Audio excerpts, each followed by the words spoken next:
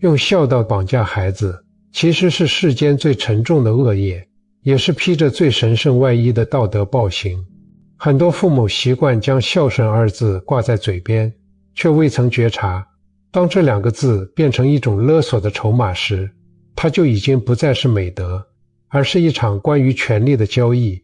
真正的孝道从不需要通过制造内疚来获取，真正的亲情也绝不是一场必须还清的债务。当你对着孩子说出那句我养你这么大，你就得听我的，或者我为了你牺牲了所有，你怎么能这样对我的时候，请你清醒地看到，此时此刻你口中的爱已经彻底变质成了控制。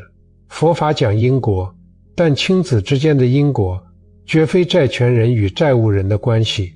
父母与子女的相遇本是一场缘分使然的相聚，是你自主选择将他带到这个娑婆世界，而非他向你借贷了生命。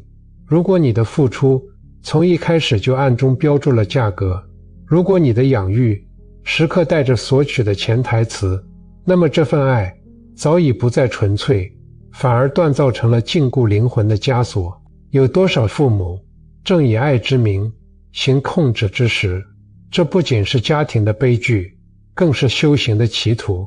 在这个寂静的深夜，我想带你走进一个并没有硝烟却充满窒息感的角落，去看看这份枷锁是如何在无声中勒紧一个人的咽喉。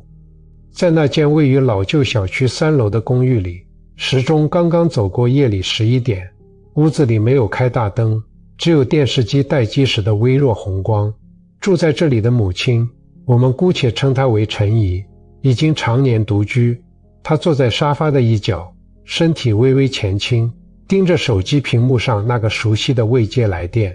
那其实是3天前的一个推销电话，屏幕早已按下去无数次，但她总是不由自主地按亮，仿佛那条通话记录能变魔术般变成儿子的名字。陈姨并不是一个喜欢抱怨的人，在外人眼里，她通情达理，坚强独立，但在这深夜的静默中，一种巨大的难以名状的矛盾正在撕扯着她。她的拇指悬在屏幕上方，指尖距离那个绿色的拨号键只有几毫米的距离。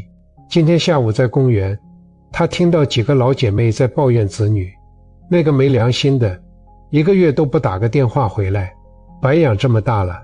就是现在的孩子哪里懂得父母的苦。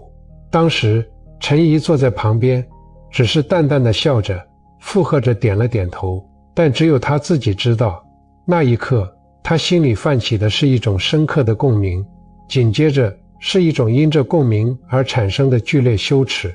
她想说，我也是，我好几天没听到儿子的声音了，我觉得我被抛弃了，但话到嘴边被他生生咽了回去。因为在他的认知里，承认孤独就是承认自己成了孩子的负担，而表达需求似乎就在向孩子讨债。这种沉默在深夜里被无限放大。他看着手机，想拨过去问问儿子最近好不好，工作累不累，但另一个声音立刻在脑海中尖叫，这么晚了，他肯定累了，你打过去就是添乱，你如果打过去只是为了缓解你自己的孤独，那你就是在索取。于是陈姨的手指僵住了，这是一种断层般的沉默。她既渴望连接，又恐惧连接带来的负罪感。她害怕自己成为那个用孝道绑架孩子的母亲，所以她走向了另一个极端，用过度的懂事来压抑人性本能的渴望。在这个几毫米的距离里，不仅横亘着2代人的物理距离，更横亘着一种深植于骨髓的债务思维。他觉得自己不够好，不配无条件地打扰孩子。他觉得孩子只有在他有用或者不麻烦的时候才应该爱他。最终屏幕再一次黑了下去。陈姨轻轻叹了一口气，把手机扣在桌面上。这一个微小的动作，这个决定不打扰的瞬间，看似是体贴，实则是在他心里的那本账簿上又记下了一笔沉重的牺牲。他以为自己在爱，其实他在忍，而忍耐终究会发酵成委屈。这种委屈虽然没有变成言语上的勒索，却化作了一种沉闷的气场。哪怕隔着电话线，日后儿子也能感受得到那份小心翼翼背后的沉重。这就是孝道枷锁的另一种形态，因为害怕被指责为债主，所以活成了卑微的乞讨者。这依然不是爱，依然是不自由。看到陈怡的那个瞬间，我也仿佛看到了过去的自己。我也曾掉进过这个陷阱，而且是在一个非常微小、非常不起眼的瞬间。那不是什么惊天动地的冲突，而是一次极为平常的家庭聚餐。记得那次，我花了很多心思为家人做了一道非常复杂的菜，那是我在外面学了很久才学会的。吃饭的时候，我满怀期待地看着他们，尤其是看着我的晚辈，等待着那个夸奖，等待着那种哇，这太好吃了的惊叹。然而那天大家聊得很投入，谈论着工作上的琐事，只是机械的夹菜，吃进嘴里，并没有给我预期的那种热烈反馈。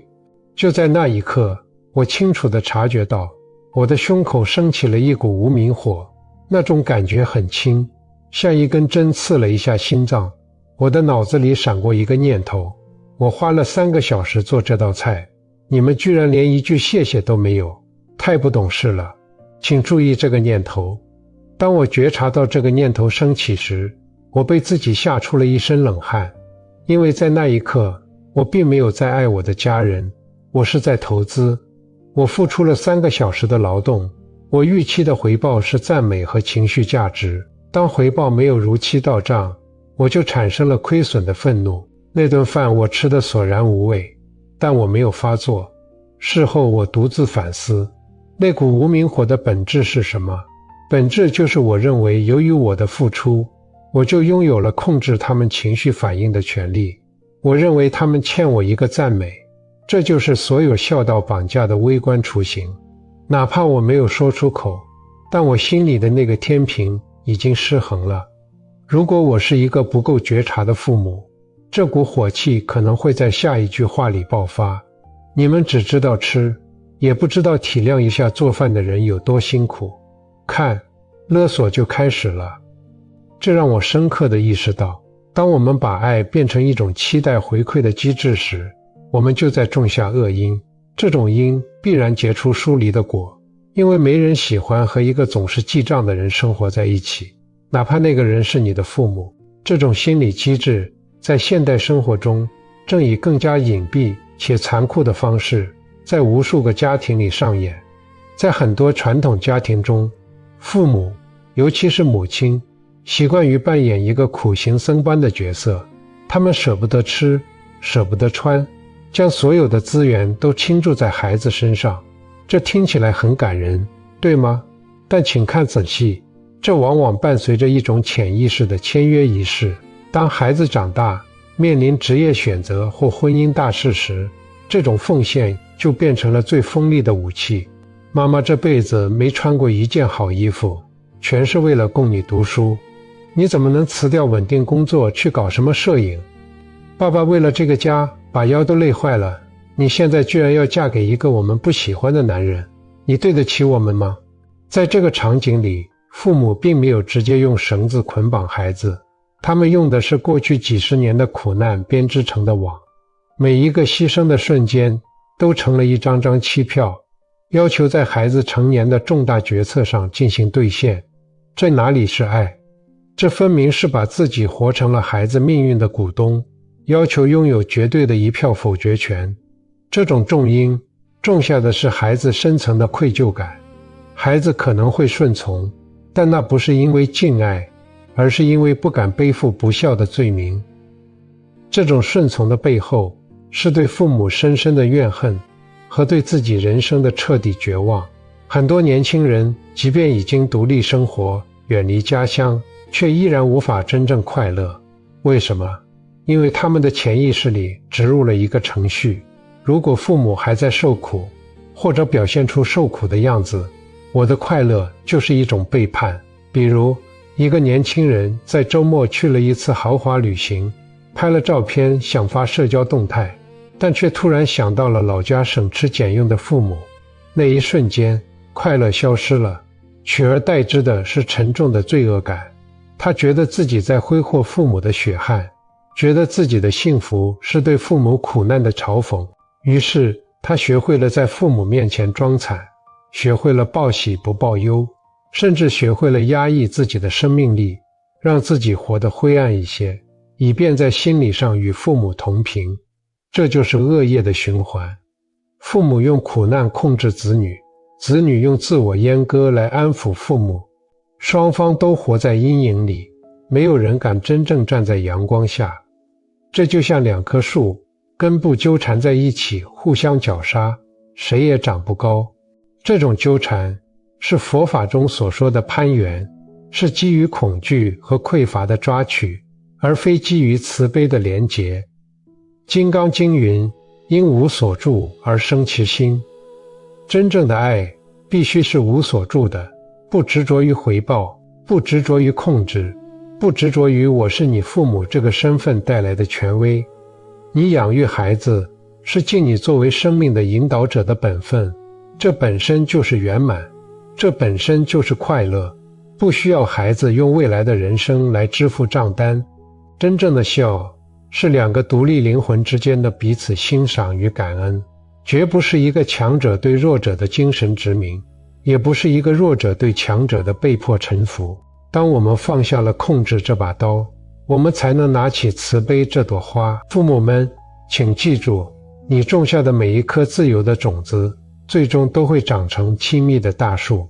当你不再把孩子当成私有财产，不再把养育当成投资，你会发现孩子反而会离你更近，因为人性的本能是向往温暖，而不是向往监狱。子女们也请明白，真正的解脱不是逃离，而是内心的断债。当你不再带着负罪感去生活，你才能用一个完整快乐的自己去回馈给父母一份高质量的爱。愿天下的父母与子女都能明白这段缘分的真谛。爱若无求才是大爱，心无挂碍方得自在。放手让孩子做他自己，也放手让自己只做一个单纯的爱着的人。如此，在这段漫长的人生旅途中，我们才能互为风景，而不是互为囚徒，彼此都能活得清明，活得通透，活得欢喜。这便是修行的意义，也是智慧点亮人生的时刻。订阅我的频道，一步见山，见自己。